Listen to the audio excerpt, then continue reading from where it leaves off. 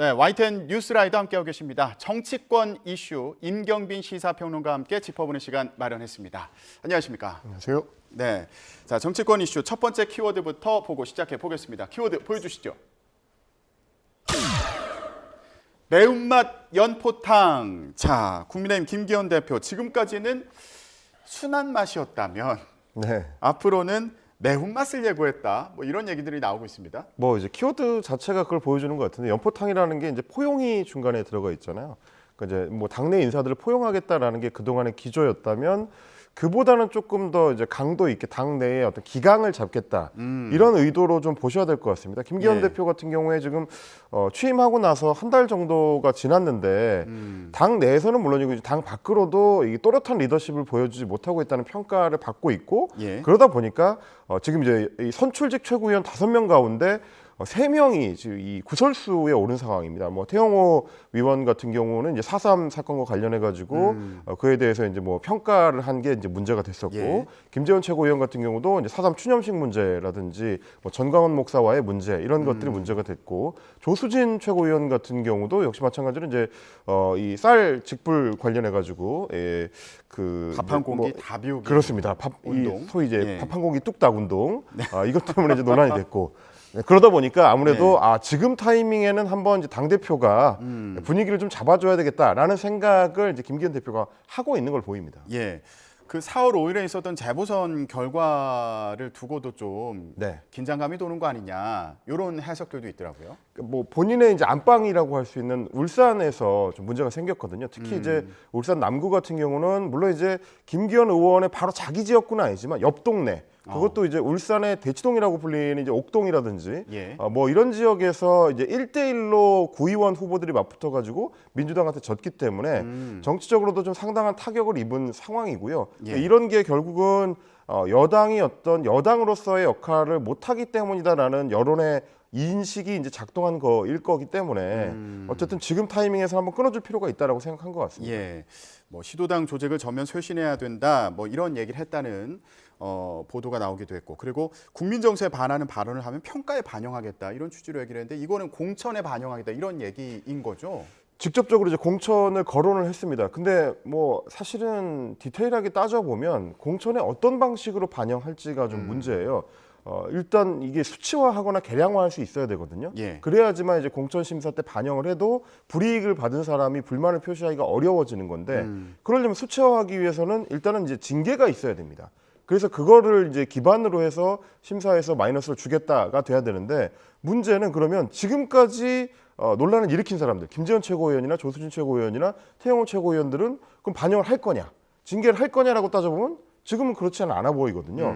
그럼 앞으로 만약에 징계를 받게 될 사람들 같으면 당연히 불만을 표시할 수밖에 없겠죠. 예. 왜 앞에 다른 사람들이 그랬을 때는 가만히 있다가 나부터 징계하느냐라는 이제 혼란이 좀 있을 수가 있기 때문에 예. 지금 이거는 어쨌든 좀 강하게 이 발언을 해서 분위기를 진정시키기 위한 목적이지 실효성을 갖기에는 약간 좀 부족한 측면들이 있다. 어떻게 구체화할지는 뭐 혁신위원회의 운영이라든지 뭐 이런 걸 통해서 조금 더 봐야겠습니다만 예. 아직까지 제가 봤을 때는 이렇게 또렷하게 보이지는 않습니다. 예, 그 연포탕에 대해서도 얘기 좀 해볼게요. 지금 새 원내대표로 삼선의 윤재욱 의원이 선출이 됐는데 지금 보면 김기현 대표는 울산이고 윤재욱 원내대표는 대구, 박대출 정책위 의장이 경남 진주 출신이다. 네. 이거 도로 영남당 아니냐 이런 얘기가 나오고 있습니다. 그래서 이거 연포탕은 제대로 지금 끓여지고 있는 건 맞냐? 뭐 이런 의문도 좀 든다는 시각도 있어서요.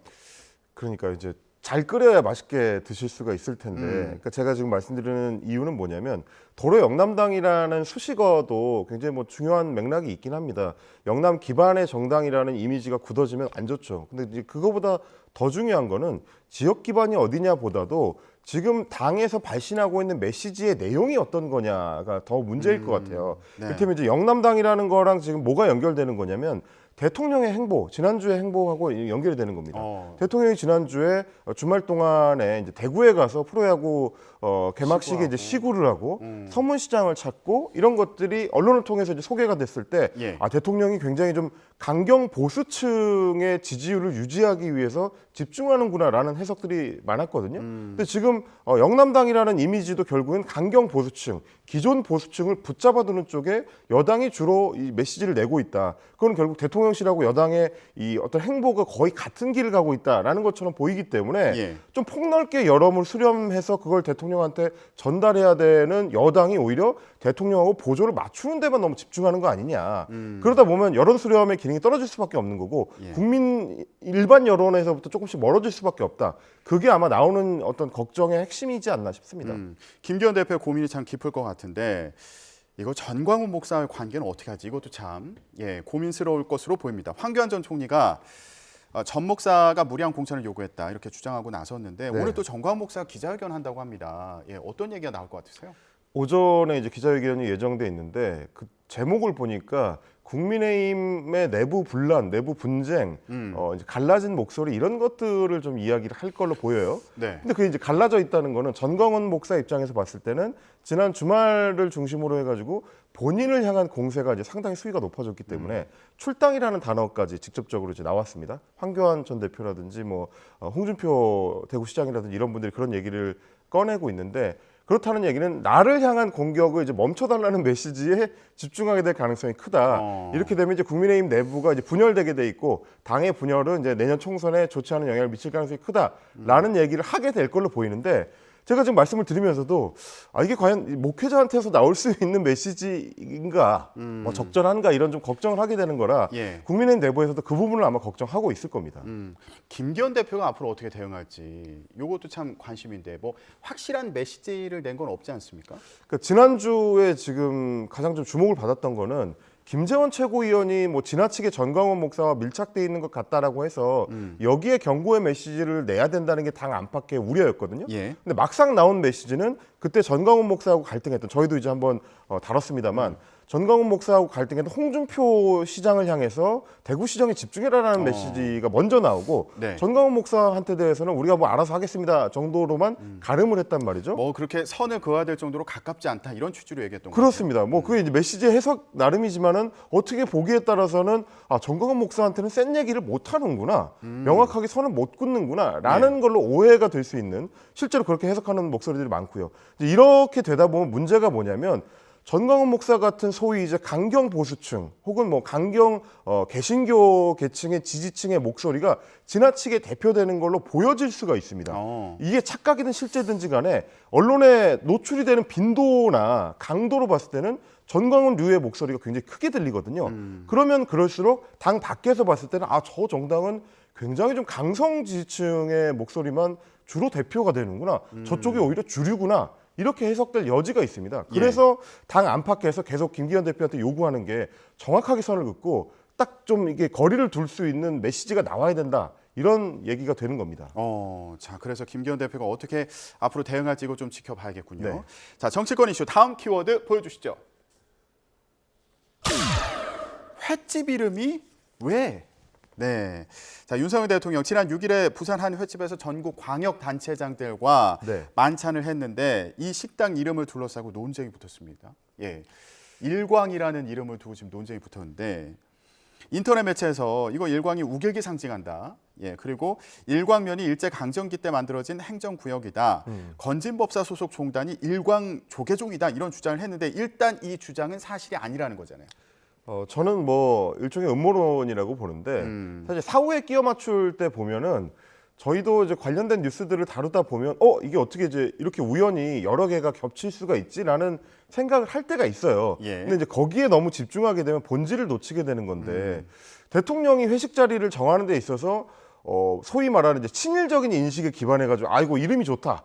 저기로 가자. 이렇게 정했을 리는 없거든요. 이거 그냥 일광면에 있는 식당인 거 아니에요? 그렇습니다. 이제 지역 이름이 일광면이고요. 그리고 이제 어제 오늘 보도되는 내용을 보니까 일광면이라는 지명 자체는 일제 때 만들어진 게 아니고 이제 심지어 이제 조선 시대로 거슬러 올라가더라고요.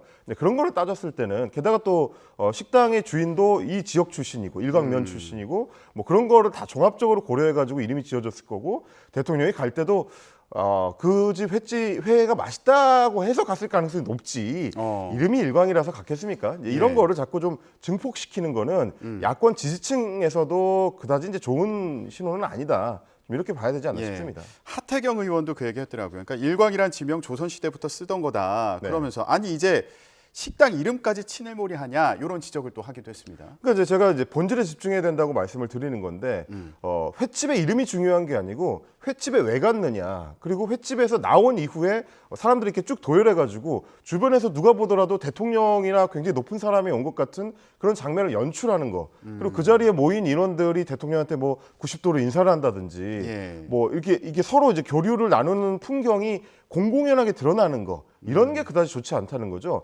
김근식 당협위원장 같은 경우도 그 부분을 지적을 했던데, 대통령이 인사하고 떠날 것 같으면 밖에 나와서 도열하게 저렇게 눈에 띄게 하지 말고 안에서 인사하고 친분을 충분히 나눈 다음에 대통령이 먼저 떠나고 그 뒤에 다른 사람들이 순차적으로 나오는 게 맞지 않았겠느냐. 왜냐면 이제 저희가 다른 대통령들의 사례를 비교하더라도 다른 대통령들도 지방 일정들이 있었고요. 거기서 아마 회식하는 자리도 있었을 수 있습니다. 근데 저렇게까지 눈에 띄는 경우는 별로 없었기 때문에 예. 그 부분이 왜 발생했는지를 이번 기회에 좀 짚어봐야 되는 거지, 횟집 이름이 핵심은 아니다, 이렇게 봅니다.